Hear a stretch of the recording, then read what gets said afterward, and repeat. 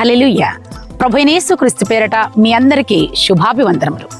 మన దేవుడు ఆత్మస్వరూపి. మనము ఆత్మస్వరూపులంగా మారితేనే ఆ ఆత్మస్వరం వినగలిగిన అర్హత మనకు కలుగుతుంది. కనుక ప్రియ చెల్లి, తమ్ముడు, అక్క, అన్నయ్య, పరిశుద్ధాత్ముని అభిషేకం మీరు పొందారా? పరిశుద్ధాత్మ అభిషేకము ద్వారానే మనము ఆత్మస్వరూపంలోనికి మార్చబడగలుగుతాం. కొరింథీయులకు రాసిన మొదటి పత్రిక 14:2 భాషతో మాట్లాడువాడు మనుషులతో కాదు దేవునితో మాట్లాడుతున్నాడు. అలాగే 4వ వచనంలో దేవునితో మాట్లాడుతూ ఉంటే ఆత్మ క్షేమాభివృద్ధి పొందుతాం అని వ్రాయబడింది.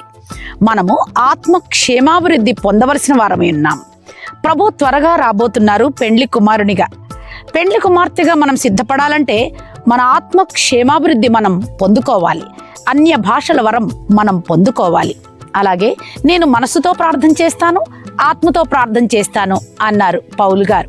మనము ప్రార్థన చేయాలన్నా పరిశుద్ధాత్మని అభిషేకం మనకు ఖచ్చితంగా అవసరం.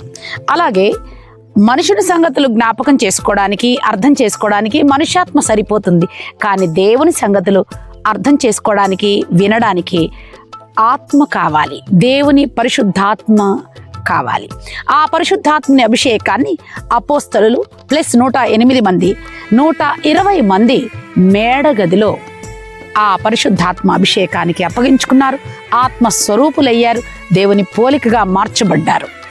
అలాంటి ఆత్మానుభవం మనకు కలిగి పరిశుద్ధాత్మునికి మనం అప్పగించుకొని పెండ్లి కుమార్తె వలె సిద్ధపడాలి. ఆయన రాకముందే, లేదా విడిచిపెట్టబడతాం. 7 ఏండ్ల మహాశ్రమలు, అగ్నిగుండం. అందుకే పెండ్లి కుమార్తెగా సిద్ధపరచబడ్డ కొరకే పెండ్లి కుమార్తె సిద్ధపాటు సభలు ఫిబ్రవరి 25, 26 ప్రతిరోజు సాయంత్రం 5 గంటలకు R convention hall, DMart building, 2nd floor, SG road, సికింద్రాబాద్లో నిర్వహిస్తున్నాం. తప్పక రండి, సిద్ధపడండి, ఎత్తబడే భాగ్యం పొందుకోండి. May God bless you.